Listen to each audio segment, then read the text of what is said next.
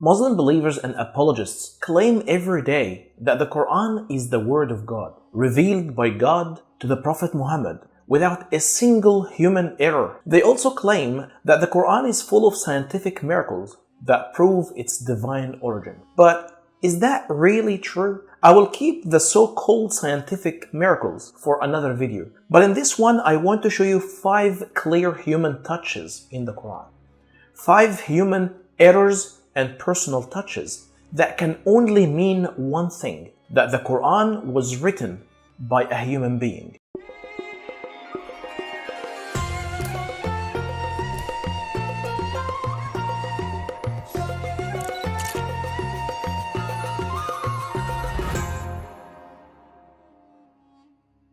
Number 1. Insulting others and using swear words is one of the most interesting psychological phenomena studied in human beings. It is a great coping mechanism and a natural relief in moments of intense emotional overwhelm, like anger or frustration. Swearing is, simply put, a human need. Yet we find in the Quran that God swears and attempts to insult others. In fact, there is a whole chapter in the Quran, Surah Al-Masad, consists only of 5 verses that is purely and plainly swearing at a guy called Abi Lahab. God was so angry that he started cursing him and even calling his wife names, exactly like teenagers calling each other names. God calls Abi Lahab's wife Hammalat Hatab. God is so angry and emotional that you can see it clearly in his words as he starts saying, "May the hands of Abi Lahab perish, and he himself perish. He will burn in a flaming fire." And even his wife, the firewood carrier, Hammalat al-Hatab. Even though she was from the elite society, by the way, God calls her Hammalat Hatab. God, in his anger, wanted to lower her class with untrue status. Typical swearing in a state of anger. Are these words from God or a deeper human psychological need to insult another? Number 2. The Quran constantly uses the word Injil and contributes it to Jesus. Injil is the Arabic word for gospel. Gospel, the English word, comes from the Latin Gospel, meaning good news. Injil in Arabic also comes from the Greek word Evangelion. Ev means good and Angelion means news. The good news, which goes into Arabic as Injil or Ingil.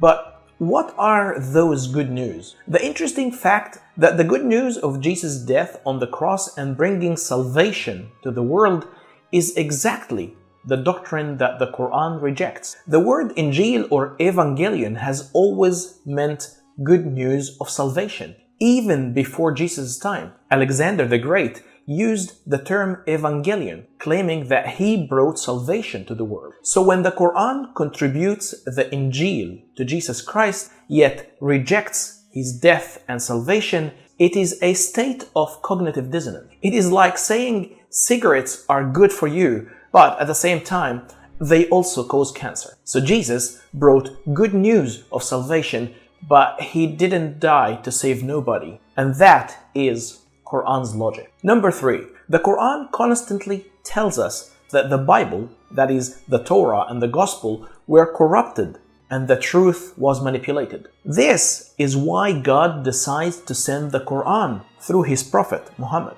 But amazingly, the Quran also tells us that even the Prophet Muhammad himself seemed to have doubted that the Quran may be from God. Weird, right? Wait. It gets more interesting. Surah Yunus, verse 94. إن كنت في شك مما أنزلنا إليك فاسأل الذين يقرؤون الكتاب من قبلك.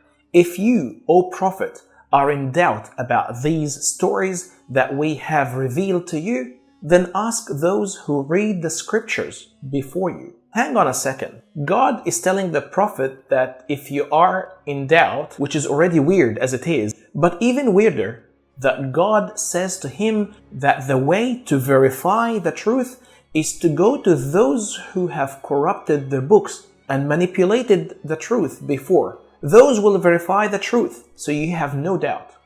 I'm sorry, what? Number 4. Another very interesting story is that moment when Prophet Muhammad went to his adopted son, Zayd, but Zayd wasn't home. Accidentally, the Prophet saw Zayd's wife, his daughter-in-law, barely wearing anything. The Prophet instantly felt sexual attraction towards her and desired her. That is not the interesting part. We are all human after all, including the Prophet. But the interesting part is what happened next. God decided to intervene and sends down 2 verses in the Quran. And even though the Quran is supposed to be God's ultimate message to humanity at large, these 2 verses have no benefit whatsoever to humanity at all. Surah Al-Ahzab verse 37 and 38 are just addressing the Prophet's sexual urges according to Islamic tradition. Not my words and not my opinion. Islamic tradition says that at the moment God sent down verses 37 and 38 was to address that issue of desire. And God said, فَلَمَّا قَضَى زَيْدٍ مِنْهَا وَطَرًا, when Zayd totally lost interest in keeping his wife, we gave her to you in marriage. There is no blame on the Prophet for doing what Allah has ordained for him. God's ultimate message to humanity here is saying, 1. Women are merely objects. When Zayd is done with her, you, Muhammad, can take over. And 2. O you people, the Prophet is not to be blamed for his desire here, for God has intervened and ordained for him what he sexually desired. What a godly message. Number 5. One of the most controversial verses of the Quran, even among Muslims themselves, is verse number 3 in Surah An-Nisa. فَانْكَحُوا مَا طَابَ لَكُم مِّنَ النِّسَاءِ مَثْنَى وَثُلَاث وَرُبَاعَ فَإِنْ خُفْتُمْ أَلَّا تَعْدِلُوا فَوَاحِدَةً أَوْ مَا مَلَكَتْ أَيْمَانُكُمْ. Marry women of your choice, 2, 3, or 4. But if you are afraid you will fail to maintain justice among them, then content yourselves with 1, or those bond women in your possession. The problem here is not about monogamy or polygamy. It is far beyond that. In this verse, God is legalizing sexual affairs for men. He commands that a man can marry 2 or 3 or 4 women as long as he can maintain justice among all of them. Otherwise, if a man cannot justify multiple wives, then he has 2 options. He either marries only 1 woman or sleep with slaves in his possession. The Arabic term malakat aymanukum literally means those women you owned with your mighty hands. Women captured in wars or brought by money in slave markets.